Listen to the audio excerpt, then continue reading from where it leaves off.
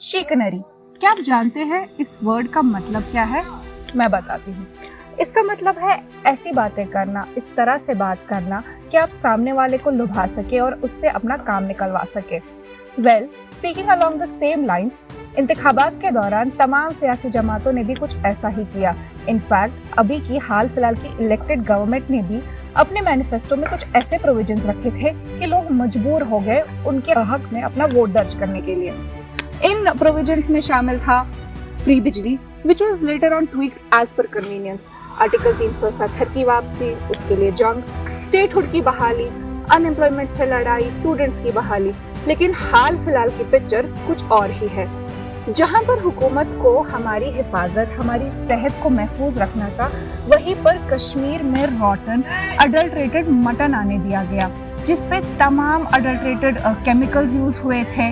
वो chemicals use हुए थे जो डेड बॉडीज को एम्बाम करने में यूज किए जाते हैं। इतना ही नहीं, जब कश्मीर में 12 टन सड़ा गोश्त मिला, उसके बाद भी सिर्फ 2 लोगों के खिलाफ FIRs कटे और सजा भी कुछ ऐसी है कि मुझे नहीं लगता कि आगे आने वाले लोगों के लिए वो इबरत बनेगी। यहाँ पर कश्मीर में जहाँ पर ड्रग अब्यूज, अल्कोहल, अनएम्प्लॉयमेंट और बहुत सारी चीजें हैं, वहीं पर इनसे लड़ने के बजाय हमारी हुकूमत उन मजहबी उलमाओं को टारगेट करने लगी जो इसके खिलाफ अपनी मजलिसों में बात कर रही थी। इतना ही नहीं, उन्होंने जो प्रोविजंस हमें प्रॉमिस किए थे उनको पूरा करने के बजाय वो हमारे पास आके सिग्नेचर कैंपेन्स का बहाना करने लगी।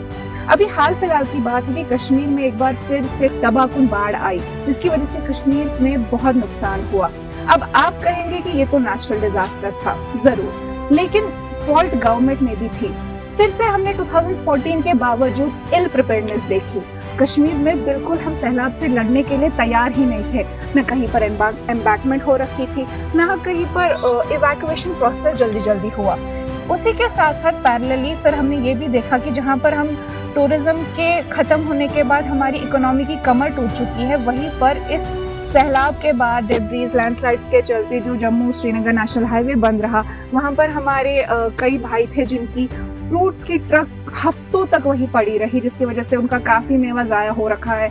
उसमें भी गवर्नमेंट की कोताही साफ नजर आई।